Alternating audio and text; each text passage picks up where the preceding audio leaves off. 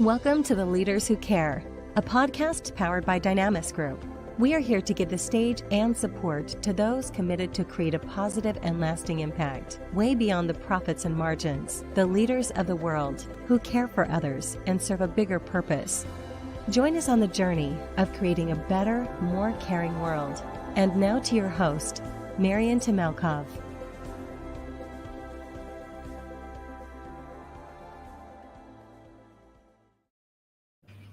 Dear audience, it's a real joy to be back here today with you. And as you know, we are on a mission to bring together some of the most caring leaders from every corner and domain of the world. And today I had the pleasure and joy to welcome one of the most caring leaders for our planet, for sustainability, Lubomila Jordanova. Thank you so much for joining. Apart from being born in the same part of the world as a little heaven somewhere, in the last frontier of Europe, surrounded by clean water, clean food, and really wonderful people around. Would love to hear more about what you do and really the plan A that you're working on. So thank you so much and welcome. Thank you, Marianne, for having me. I'm incredibly excited to be here and also to be able to share a bit more about what I've been doing. I definitely have one topic that I care about a lot, and that's fighting climate change. What I do on a daily basis is with my company Plan A, we have a software as a service platform that enables businesses to measure their environmental, social, and governance performance, and then automatically get a prescription on how they can improve their impact and ultimately become better advocates for a healthier planet and more equal and prosperous society. There is an organization called the B Team. Have you come across them before? Yeah, we are actually a B Corp ourselves. Plan A is a B Corp certified company, and we achieved top 5% in the world score just a few months ago.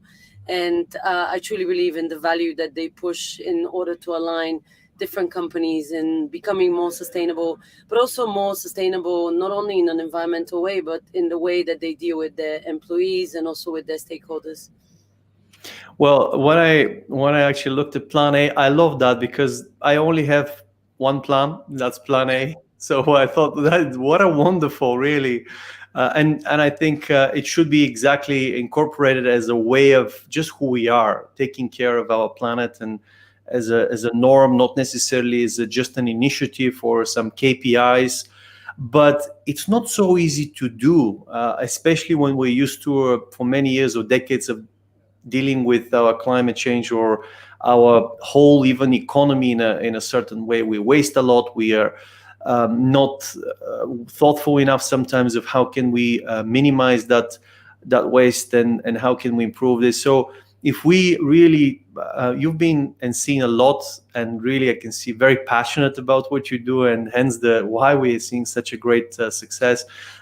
Tell us about some of the best practices in the world from what you're looking at Plan A and looking at those corporates, because a lot of companies and entrepreneurs may be listening and they're thinking, okay, we also want to do something, but what are the best practices on one end, and what can we do today perhaps that every one of us or companies can make a small step by step, really consistently, so we can achieve a more sustainable world?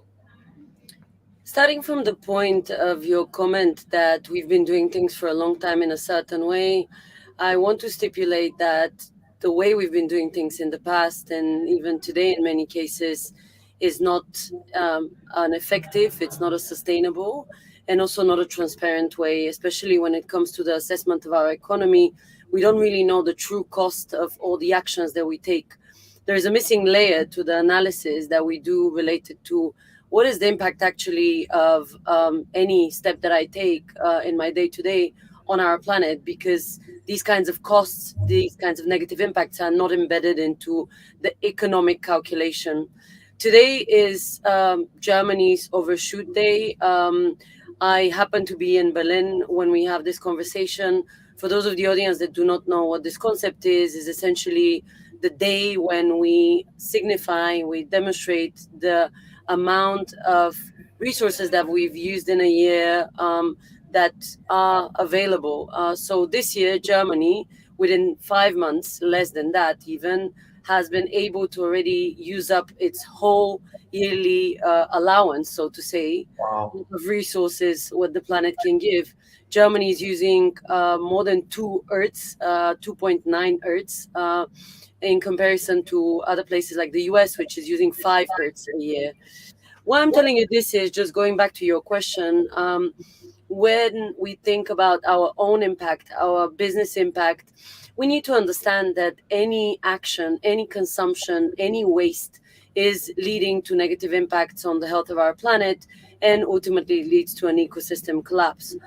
From a business perspective, there's a lot of practices that you can take, but the first and the basic step that someone needs to make is really like dedicating the time to figure out what is the status quo.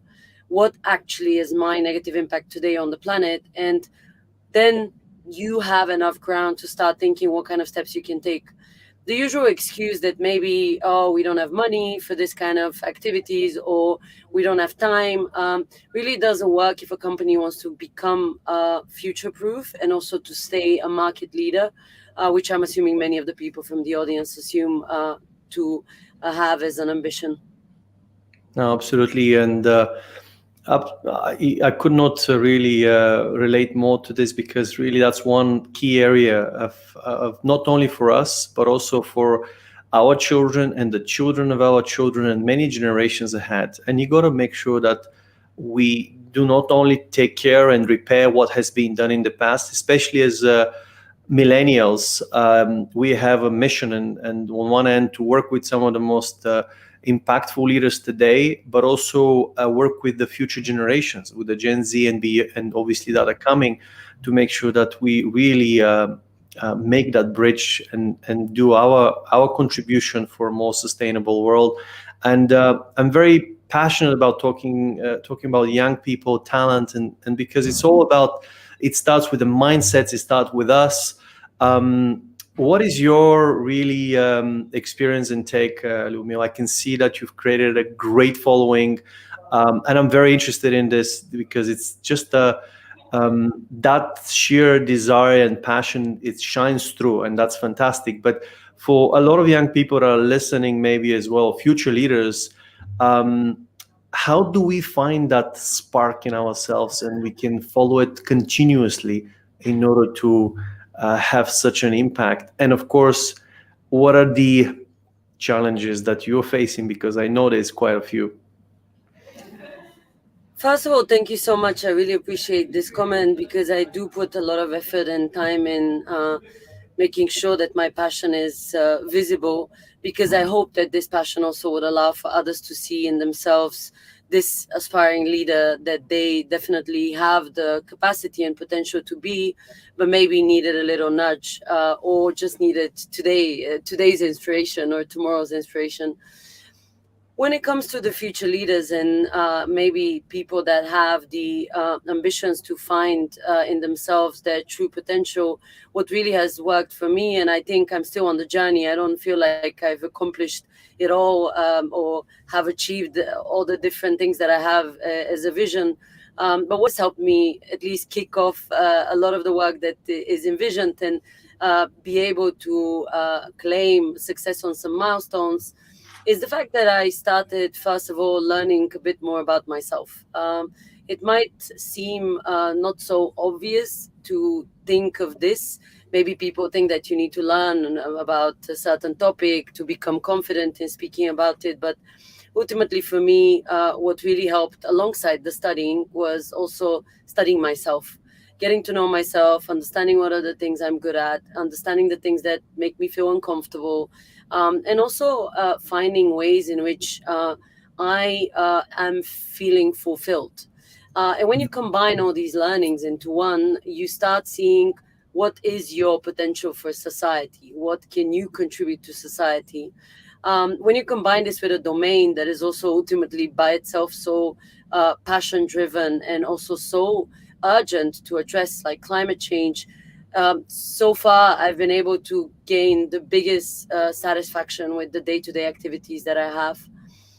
In terms of challenges, I would say the biggest challenge has been to really figure out how to make the most of my energy, my time. Along the way, I've always been trying to dedicate my time to everything possible, and it took some time until I figured out that that's not ultimately healthy. It's also not really good for the activities that I want to be doing, because I just end up being superficially distributed amongst many topics rather than being aligned to a grand vision, and then taking bits and bobs of my day-to-day to get these milestones achieved for this vision. Being focused and being also dedicated to the things that I'm good at has been helpful, but it came with challenges because, of course, in the beginning, when you're so passionate, you really want to do it all. I think today I feel That is the danger. Today, I feel definitely a lot more confident in how I dedicate my energy and resources to be most useful for my mission.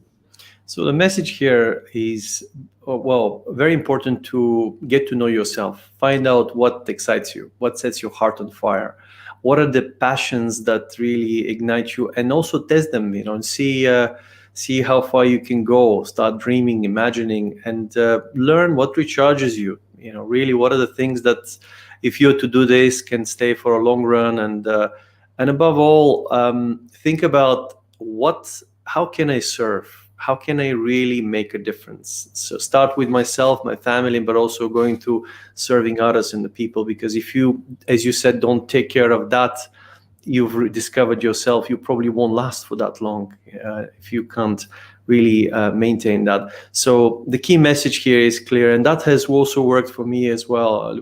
That's when I've given back and start helping young people, through my own experience and spreading the knowledge. Some of the greatest wins have actually came out of this. It wasn't because of money, it wasn't because of some success. It was just following the intuition and making a difference.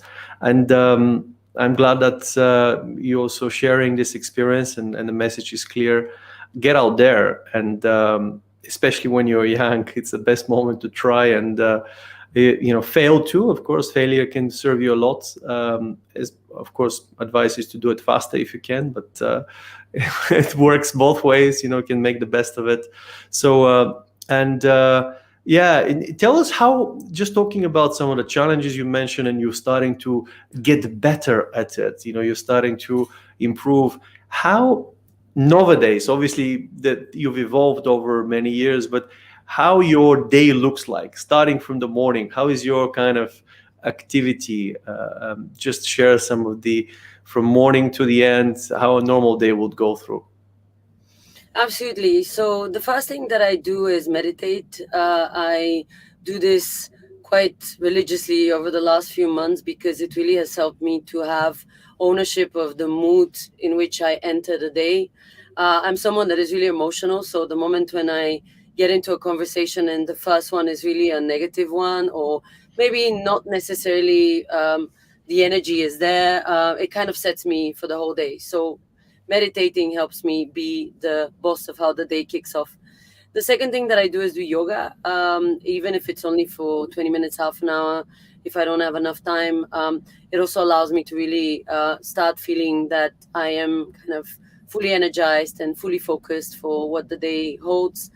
And beyond that, being fully honest, nothing really for the rest of my day is ever the same. I have a lot of meetings. I have days that I dedicate specifically to the team so that I'm able to catch up on any kind of projects that they want to discuss, any opportunities they want to discuss.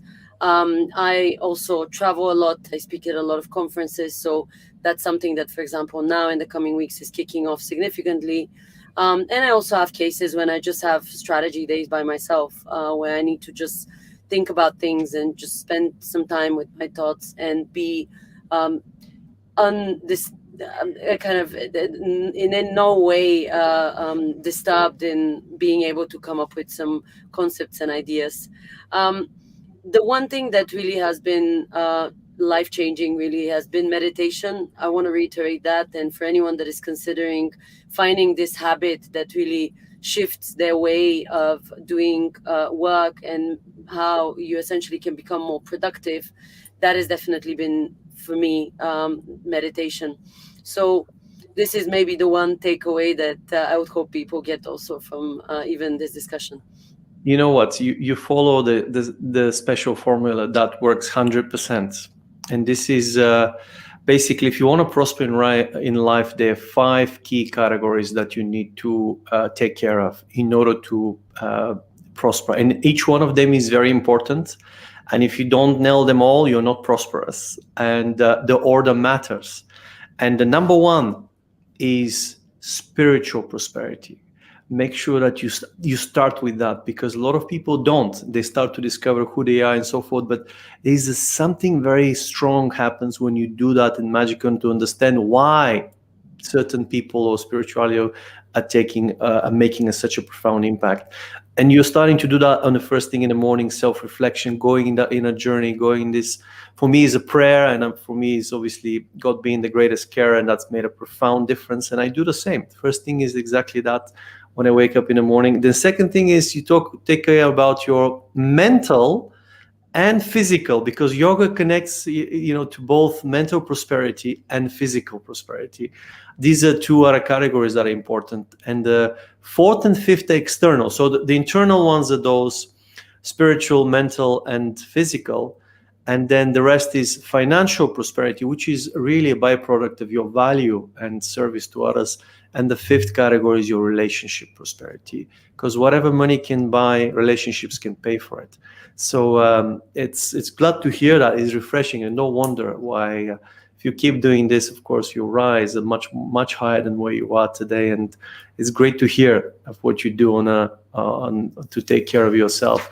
And Lubomila, we're looking at obviously what's going on right now and all these challenges that we have around the world.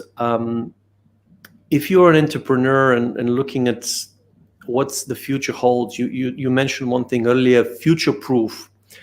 What is your advice to entrepreneurs that want to prosper and really build businesses that make a profound impact and really a future-proof when it comes down to sustainability, but also people here? I can see that I remember in some of your discussions in the past, you mentioned you have a waiting list for people to join Plan A, which is fantastic. So these are 2 really key areas here about the future-proof, because I'm very passionate about talent, exceptionally gifted people, and very passionate about sustainability, many other topics. But those 2, I want to zoom in today with you, because you seem to have nailed both of them. And I would like to kind of hear your thoughts of what can be done in order to prosper in those 2 categories. No business in the future can survive if they don't embed thinking about sustainability, thinking about their people, thinking about also just the general impact that a company has on its ecosystem, its stakeholders. It is evident from today's statistics that we are unfortunately facing environmental crisis. We've seen also a societal crisis that was created, be it by COVID and all the loneliness and all the different issues that it created. But ultimately, all the challenges that we've seen in the last few years have really demonstrated to us how vulnerable our society is, how vulnerable our planet is, and how responsible all of us are for the issues related to that to be really addressed. Mm-hmm. When it comes to kind of preparing yourself as an entrepreneur for this kind of a future, you really need to think of any business model, but embed into it this mindset that is more careful, more conscious about all these different ecosystem elements that you impact on day-to-day basis. When it comes to talent, what we've learned over the course of Plan A and the building of the company is that the only way you can attract the best talent is by connecting to their values, understanding the things that they care about, the things that they put their free time in, the things that they truly dedicate out of passion their resources to. And with this, you can start understanding all the different things you can do to be that kind of a company. First of all is, of course, having really transparent approach to how you're tackling issues like sustainability. Second of all is also the transparent approach to how do you tackle issues related to inequality within a company, also discrimination, and ultimately allowing for people to be part of the shaping of the culture of the company, because you can prescribe a lot, but then finally there's always opinions that can allow you to become even better. Wow, this is sounds simple, but it's a lot of work. And you mentioned that you take some time for yourself, and that is important when you talk about strategy. And how do you take care of the team? Because how many people is now Plan A, and how do you kind of, are they around the world, or especially now with this model of hybrid, is it office or remote work? How do you guys operate to manage that challenge? In the time of COVID, we needed to reevaluate the ways that we were doing things as a company. Historically, we've always been an office company because we were a few people in Berlin. So that was the easiest way for us to communicate, to exchange, to build the company. Ultimately, what ended up happening in the meantime was that during COVID, the company grew to more than 100 people. And this meant that we needed to start thinking of how do we become accommodating and welcoming to people without having the possibility to see them. First of all, we opened an office in Paris. This is now more than 15 people. Also, we opened an office in Munich and also another one in London. However, even though we have these offices, we have a lot of flexibility on how the employees can work. We have voluntary use of the office. People can decide when they come. There's a lot of space for workshops, for different kinds of events. We have a lot of events where people can meet other people from the company that maybe they did not yet spend a lot of time with, because maybe they're in different domains. So we encourage this to happen, but there's no necessity for you to be all the time in the office. In terms of culture and taking care of people, I claim myself with a lot of confidence to be a leader that is spending enough time not only to think about what needs to happen with the company, but a lot of time with the people in the team to decide together with them what needs to be the next strategy, what needs to be the next approach milestone that we take, with the true understanding that the main value that we have brought to this planet is actually our team. Their work is really the phenomenal result of their talents, their passion, their ideas. And the only way we can nurture further the success of the company is by empowering them to be happy. I'm someone that is very positive. Like, I make a lot of jokes all the time, any circumstance that I have, of course, like when it's appropriate.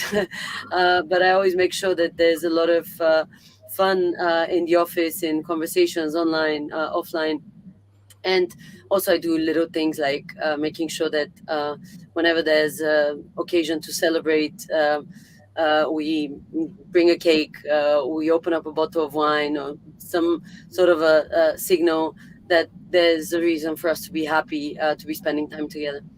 I love that. Really relates so much. I'm really, it's music to my ears. My heart is really kind of racing here and saying, what a great thing. And absolutely to celebrate those wins, to celebrate people, to celebrate passion, to celebrate success, and of course, empower people. That's fantastic. And I'm sure you guys are going much bigger places, and that's just a matter of time. The question is, just looking at 100 people, and because I'm myself going through some of this challenge, I can see sometimes is when you grow from a few people in Berlin to 100 people plus now, and it will be growing more and more, and there's different dynamics, and they're around in different 4 offices or 4 locations, and they also remote. How do you guys manage the team dynamics? Is it multiple teams that you guys have, or is it just thinking of on a weekly basis, that structure of how you do things in order to be engaging for the people, so that's still productive but not too much time is taken from the whole organization? There's 3 layers to the way we do our work in order to make it more efficient. First of all, it's related to documentation and technology. The second one is related to the human side of things. So how do you embed this mindset into the way that people are able to know that the work is being delivered, but with a lot of humanness to it. And then the final bit is related to project structures. So on the first bit, we use a lot of different technologies like Jira, Confluence, Slack, to make sure that any project that is being managed is documented well. This really allows us to have transparency amongst one another, who is doing what, and also it gives us the chance to be really clear on deadlines, clear on deliveries, and also project responsibilities. The second bit, which is this human approach, is related to the fact that you need to celebrate success. This is something I cannot reiterate enough. People are not machines. People need to be supported for the work that they do. They need to be given the chance to know that there's someone and many more appreciating the efforts that they do on a daily basis. And there's small things that you can do for that. For us, we have engagements with our teams where we have informal meetings where we reflect on the work that we've been doing. We also discuss failures. We celebrate failures because, of course, this is part of the journey. You should not expect perfectionism to be a successful tactic for achieving your milestones.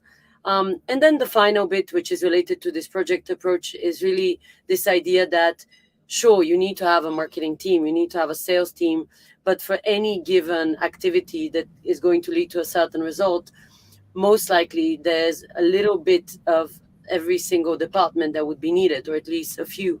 By having this project-led mindset, we really have the possibility to move faster because then you break up this 100 people into smaller chunks and they effectively act as a unit to deliver results. Wow. So this is really a very action-driven, project-focused with, of course, caring approach and human touch is really making a difference. And I can tell you, of course, that's fantastic.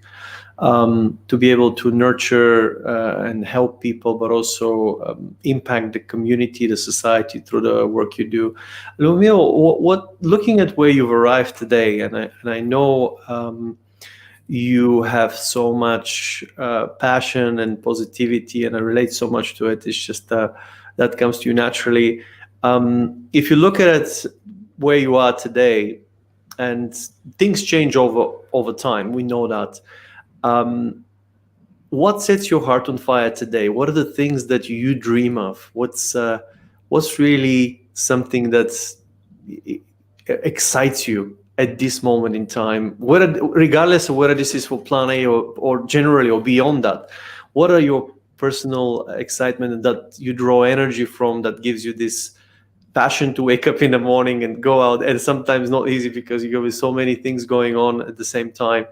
What keeps you really continuously going? On a professional level, it really is about seeing the vision for Plan A unfold. We, in my mind, are still scratching the surface of what we can achieve. And it fulfills me so much on a daily basis to see the results that come out of our constant commitment and our constant engagement with our stakeholders, with our clients, with our partners, and internally, of course, within the team. On a personal level, I must share something maybe more personal. I think at the end of last year, I realized that I was not taking care of myself really well.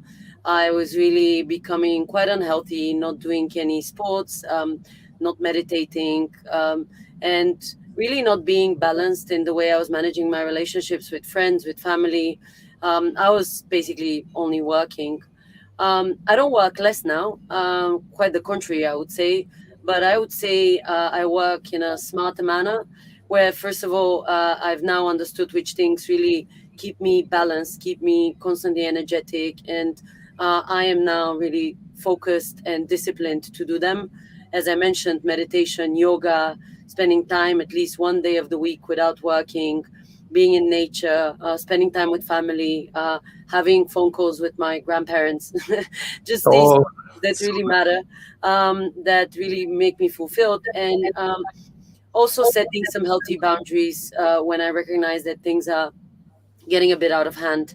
I now know the cues that are demonstrating to me that I am doing something too much. Maybe I'm working until too late, and I have quite a high threshold for pain, if I could call it. So I definitely have been learning on how to like stop myself before I get to the point of being like overworked or stressed. And that has really brought me a renewed energy and also passion to be constantly like waking up and being like super excited for what I'm doing. And yeah, being I think a more exciting person also for the people that spend a lot of time with me. well, I love that, and that's very important to be able to do those things. And it's great that you found those, because it's recharging and being resilient every day. It's not just one off on one holiday, or I think it's important to do it every day. I found it very recharging. What you said, something very interesting that I do as well whenever I have a chance. Go for a walk in the park or hear that sounds of birds or nature is extremely recharging for me personally, but also for ourselves. And when I look at the other things, that they're all very key for us to be able to be resilient to the day to day. Because someone said to me, it's not also about how hard you work that matters, but also how well do you recharge. Yeah. And it's equally important on this. And just a few final words here, Lubomila, for our audience. When it comes down to really the future and how do you see the world, what is your vision for a better, more caring world? What does that look like in your vision, mind?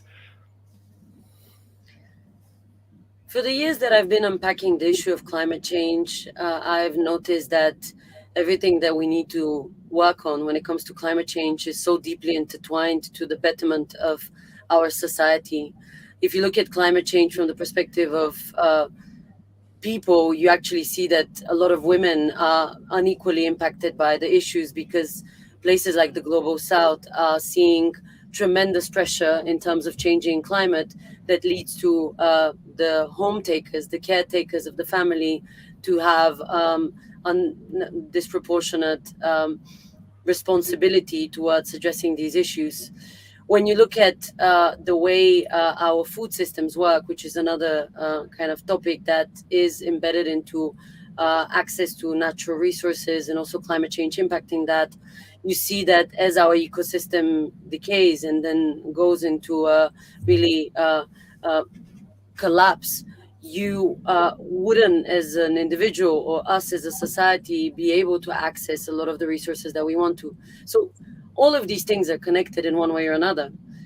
For this reason, my vision for the future is really for us to start empowering people to be happier. I think that a lot of issues would be addressed if really we think about the mental health of people, not only in our personal relationships where we're constantly caring about our family members or about our friends, but really in the day-to-day of our teams, the day-to-day of the partners that we work with. Extra kindness doesn't hurt, and also does actually give the extra nudge for someone to do a better job, but also to be more fulfilled and ultimately be more happy. Another thing that I would hope to see for the future of our society is really seeing the possibility to embed the need and wish for education in everything that we do. This is not to say that those that are not educated need to become better educated. It's really about starting to think of how problems are better resolved when we educate ourselves about the core reasons for these problems to exist. I see it on a daily basis with my work in climate change, how the fact that people are misinformed about the causes of climate change leads to really systemic challenges on addressing the issues, because people don't understand how to think about the problem systemically and then find solutions that are really effective. And as a final thought, I would focus on being really with a mindset where we see the dependencies within our ecosystem between stakeholders. Businesses don't exist in isolation from governments. Businesses don't exist in isolation from their stakeholders, like clients, like their employees. And if you start thinking in this more collaborative approach, you also start seeing, I think, more effective ways in doing work. Well, thank you so much. I'm really hopeful for the future, and you're right. Start taking care of ourselves, of everyone around us, of the community, of our relationships is key and instrumental. And I also noticed that you partner with a lot of organizations, Lubomila, which I believe the future of many organizations will be actually about having the right partnerships and really having that access to information that very quickly to go through.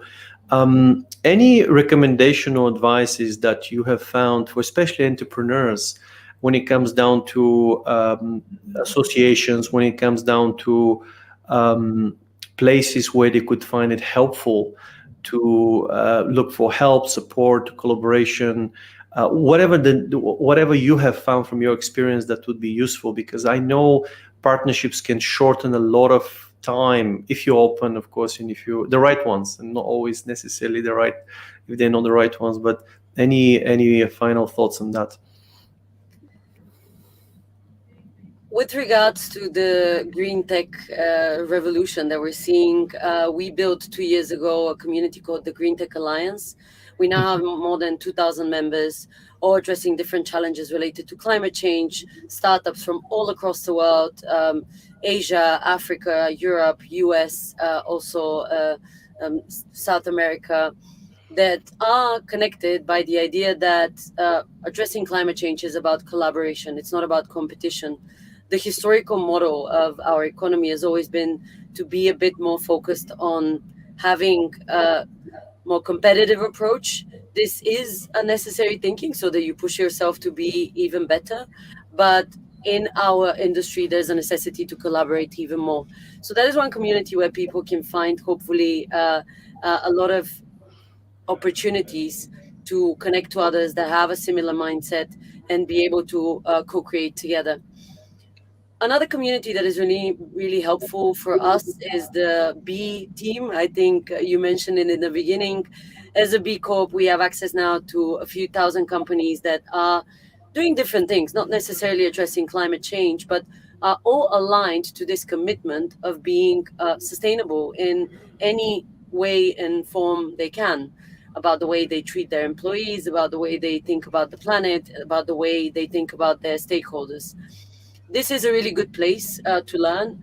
This is a really good place to push yourself to be better and to have fulfilled a certain standard, because ultimately it's a certification process, but it opens up a network. And then the final one that I would mention that is maybe a bit more archaic, a bit forgotten, is really understanding the local environment in which you exist and try to connect through platforms like meetup.com now that COVID, at least in Europe, feels over, to really start seeing people. I feel like after the last 2 years, we really need this physical element. So honestly, like having the opportunity to meet anyone on a local level, get to know them, get to know their challenges is a massive treasure. Lovely. Lubomila, it's been a pleasure and honor to have you today. Thank you for taking the time and spreading that really wisdom and insights. Please keep spreading that positivity, be a light in the darkness for many, and really keep growing. And of course, take care of yourself and everyone around you. Thank you so much. Thank you so much for having me.